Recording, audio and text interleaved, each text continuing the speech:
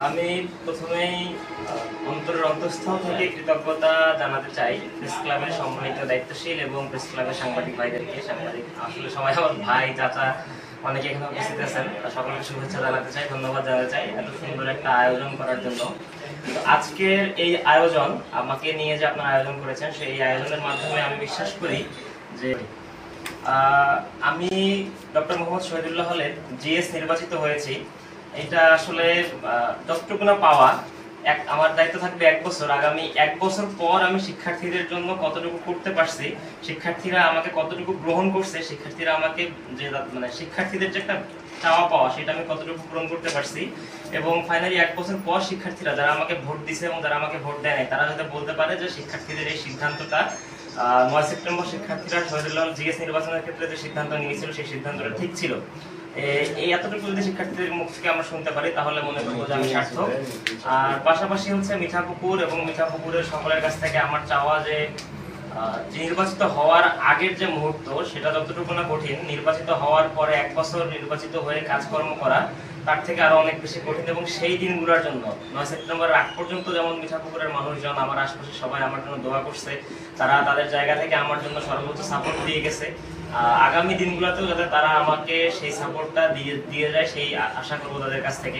আমি নিকট শুকরিয়া আদায় করি যে আমরা একটা প্রতিকূল পরিবেশে আমরা আজকে এমন একটা কোচিংয়েও বেশ কিছু পরীক্ষা দিয়েছে, ক্লাসও করেছে, তখন থেকে তার সামনে বসে রেখে কথা বেশি বলাটাও ঠিক নয়, না বললেও নয়। সে তার মেধাটা এভাবে কাজে লাগিয়েছিল, সে প্রতিটা টিচার যখন ক্লাসে আসে, আমার কাছে আসে, আমি পরিচালক, আমার কাছে এসে বলবে যে ভাই এটা স্যার কেমন হয়, মানে এটার বচনভঙ্গি, কথা বলা, বিভিন্ন টিচারদের সম্পর্কে। তখন আমার মনের মধ্যে কিউরিওসিটি জাগলো যে সে তার মেধাটা এরকম সব টিচারদের সম্পর্কেও তার মনের মধ্যে একটা যে এটা এইভাবে উপস্থাপনা করা ভালো ছিল, এটা এইভাবে করা ভালো ছিল, এটা কোশ্চেনগুলো এইভাবে করা ভালো ছিল।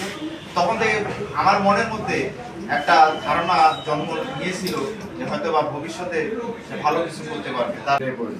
এতে করেই বোঝা যায় যে তাওকির, মিঠাপুকুর তথা রংপুরের একটা গর্ব এবং জায়গা অর্জন করেছে। আমি প্রেস ক্লাবের সেক্রেটারি হিসেবে নয়, তাওকিরের চাচা হিসেবে তাওকিরের কাছে আমার চাওয়া থাকবে, রংপুরের যে সকল শিক্ষার্থী ঢাকা বিশ্ববিদ্যালয় সিটের সমস্যা বা অন্যান্য সমস্যা হলে, শুধু শহীদুল্লাহ হল নয়, আমি জানি ভিপির সাথে ওর একটা ভালো সম্পর্ক আছে।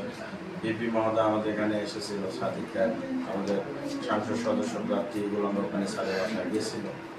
আমি চাবো যে সে যেন এই কাজগুলো করে, রংপুরের যে ছেলেগুলো বা শিক্ষার্থী ছাত্রছাত্রী যাবে তারা যেন তার কাছ থেকে ভালো কিছু গ্রহণ করতে পারে এবং আমরা যেন শুনতে পাই যে আমরা ভাইয়ের কাছে যা কখনো ফেরত আসি। আমাদের স্নেহধন্য অনেকের ভাই, অনেকের ভাতিজা, আমার সবার অবশ্য ভাই হয়। তাওকির হাসান